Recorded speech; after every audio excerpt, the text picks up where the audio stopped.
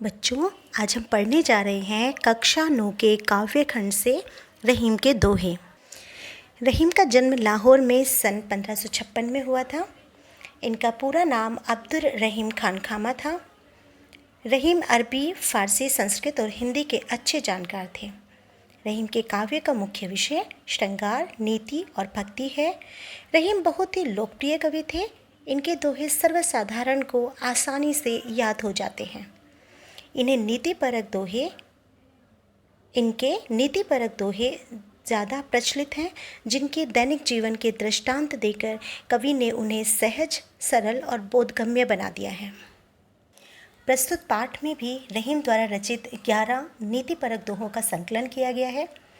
इन दोहों के द्वारा रहीम पाठक को शिक्षा देते हैं कि हमें किस प्रकार लोगों के साथ व्यवहार करना चाहिए तथा साथ ही वे हमें जीवन में करणीय एवं अकरणीय अर्थात करने योग्य और ना करने योग्य आचरण की भी शिक्षा देते हैं। रहीम ने अपने जीवन भर के अनुभवों का सार इन 11 दोहों में हमारे समक्ष प्रस्तुत कर दिया है और वे पाठक से ये अपेक्षा भी करते हैं कि इन दोहों की शिक्षा वे अपने जीवन में भी उतारेंगे। जीवन में हम 2 प्रकार के व्यक्तियों से मिलते हैं। एक वे जो अपनी गलतियों से सबक सीखते हैं और उन्हें पुनः नहीं दोहराते, और दूसरे ऐसे व्यक्ति जो अन्य लोगों को गलती करते देखकर सावधान हो जाते हैं और स्वयं गलतियां कभी नहीं करते। रहीम के नीतिपरक दोहों के संकलन को पढ़कर व समझकर निश्चित ही हमें दूसरे प्रकार के व्यक्तियों की भांति व्यवहार करना चाहिए।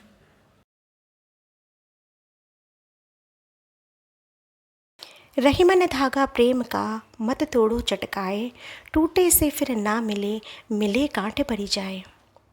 प्रस्तुत दोहा अकबर के नवरत्नों में से एक सुप्रसिद्ध कवि रहीम के नीतिपरक दोहों से लिया गया है। इस दोहे में रहीम जी अपने प्रेम संबंधों को संभालने के विषय में लोगों को नसीहत दे रहे हैं, उन्हें सुझाव देते हैं। हम मनुष्य के लिए प्रेम के संबंध अति महत्वपूर्ण होते हैं, इसलिए इन्हें बिना सोचे समझे चटकाकर तोड़ना नहीं चाहिए, क्योंकि एक बार अगर ये संबंध टूट जाते हैं तो पुनः मिलते नहीं हैं। अगर इन्हें पुनः जोड़ने या मिलाने का प्रयास भी किया जाता है तो इनमें गांठ रह जाती है, अर्थात कड़वाहट रह जाती है। यह गांठ सदा सर्वदा दोनों पक्षों के हृदय में बनी ही रहती है। यहाँ कवि ने प्रेम अथवा संबंधों की तुलना एक धागे से करके उसके अत्यंत कोमल अर्थात नाजुक होने को अभिव्यक्त किया है तथा उसके सामान्य रूप से जुड़ पाने अथवा जुड़कर सामान्य हो जाने की संभावना को पूर्णतया समाप्त कर दिया है। वे कहते हैं कि यदि जोड़ने का प्रयास भी किया जाएगा तो वहाँ कुछ न कुछ कड़वाहट रह ही जाएगी। अगर इस दोहे में शिल्प सौंदर्य की बात करें तो रहीम ने नीति और व्यवहार की सीख दी है। धागा प्रेम का में रूपक अलंकार है और गांठ परिचय में श्लेष अलंकार है। यहाँ गांठ शब्द एक और मन में पड़ने वाली ग्रंथि अर्थात कड़वी याद रूपी के लिए भी प्रयोग किया गया है, तो दूसरी ओर धागे के संदर्भ में इसका प्रयोग किया गया है।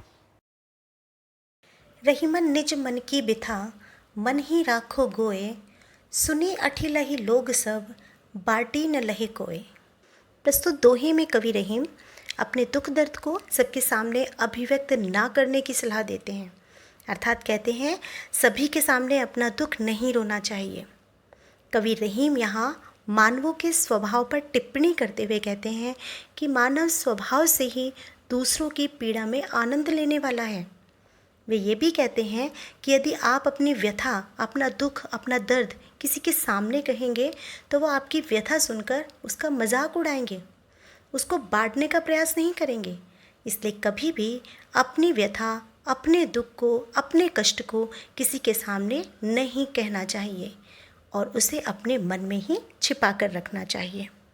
प्रस्तुत दोहे में शिल्प सौंदर्य की बात करें तो कवि ने सरल सहज ब्रज भाषा में रचित इस दोहे को लिखा है और जीवन के एक अटल सत्य सुख के सब साथी दुख में न कोई को प्रतिपादित करने का प्रयास किया है। एकई साधई सब सधई, सब साधे सब जाए, रहीमन मूल ही सींची बो, फूलई फलई अघाए। रहीम ने प्रस्तुत दोहे में लक्ष्य प्राप्ति को सुनिश्चित करने का एक सरलतम उपाय सरलतम शब्दावली में हमें समझाया है। कवि कहते हैं कि अगर आप लक्ष्य प्राप्त करना चाहते हैं तो अपनी समस्त ऊर्जा अर्थात सारी एनर्जी एक समय में केवल एक ही कार्य और एक ही उद्देश्य को प्राप्त करने के लिए लगाइए। इससे वह कार्य तो उत्तम श्रेणी का होगा ही, आपके पास अन्य कार्य को करने के लिए भी भली प्रकार से बहुत समय बचेगा और आप ऐसा कर भी पाएंगे। कवि ने इस तथ्य की सत्यता को प्रमाणित करते हुए पेड़ पौधों को सींचने की क्रिया का उदाहरण भी दिया है। वे कहते हैं कि जैसे पेड़ पौधों की जड़ को सींचने से संपूर्ण पादप लहलहा उठता है, उसी प्रकार एक एक कार्य को एक बार में करने से अर्थात साधने से सभी कार्य पूर्णतया सफल हो जाते हैं। प्रस्तुत दोहे में अगर हम शिल्प सौंदर्य की बात करें तो कवि ने सरल एवं सहज रूप से बोधगम्य शब्दों का प्रयोग करते हुए ब्रज भाषा में जनसाधारण को अपने लक्ष्य को पाने का उपाय बताया है। बोधगम्य शब्दों से हमारा तात्पर्य है ऐसे शब्द जिन्हें आम लोगों के द्वारा आसानी से समझा जा सके। यहाँ कवि ने दृष्टांत अलंकार का प्रयोग किया है, जैसे एकई साधे सब सधे सब साधे सब जाए। इस पंक्ति में सा की आवृत्ति से अनुप्रास अलंकार का पता चलता है। चित्रकूट में रमी रहे रहीमन अवध नरेश, जा पर विपदा पड़त है सो आवत यह देश। प्रस्तुत दोहे में रहीम के चित्रकूट में रहने का उल्लेख है और इस अवधि में रहीम ने अपनी मनोदशा का संकेत करते हुए यह दोहा लिखा है। रहीम को चित्रकूट में जाकर बसने का आदेश दिया गया था। मुगल साम्राज्य की राजधानी आगरा में रहने के अभ्यस्त अकबर के प्रिय रहीम को महलों के ऐश्वर्य में जीने का अभ्यास था। ऐसे में दूर दराज लगभग वन प्रांतर जैसे चित्रकूट में रहने के समय अपनी दशा का उल्लेख करते हुए रहीम जी कहते हैं कि जिस प्रकार अवध नरेश भगवान रामचंद्र चित्रकूट में आकर रम गए थे, उसी प्रकार चित्रकूट में मेरा मन भी रम गया है। वे पुनः कहते हैं कि जिस जिस पर विपदा पड़ती है वही इस प्रदेश में आकर रहता है। इस दोहे में शिल्प सौंदर्य की बात करें तो यहाँ सरल सुबोध ब्रजभाषा का प्रयोग किया गया है। रमी रहे रहीमन में र की आवृत्ति से अनुप्रास अलंकार है। राम का उदाहरण देने से दृष्टांत अलंकार है। दीरघ दोहा अर्थ के आखर थोरे आही, जो रहीम नट कुंडली सिमटी कूदी चढ़ी जाही। प्रस्तुत दोहे में रहीम ने दोहा छंद की विशेषता बताई है। रहीम कहते हैं, दोहा छंद में अक्षर तो बहुत कम होते हैं, परंतु उन शब्दों के अर्थ बहुत ही बड़े और गंभीर होते हैं। रहीम अपने मंतव्य को और अधिक स्पष्ट करते हुए बताते हैं, अर्थात अपने मन की बात को और साफ करते हैं कि जिस प्रकार नट छोटे से आकार की कुंडली में से निकलने हेतु अपने शरीर को समेटकर छोटा कर लेता है, फिर उसमें से निकल जाता है, उसी प्रकार कम शब्दों वाले दोहों में से गंभीर अर्थ की अभिव्यक्ति होती है। दोहा वास्तव में कम शब्दों से युक्त होते हुए भी बड़े गहरे अर्थ की अभिव्यक्ति करता है।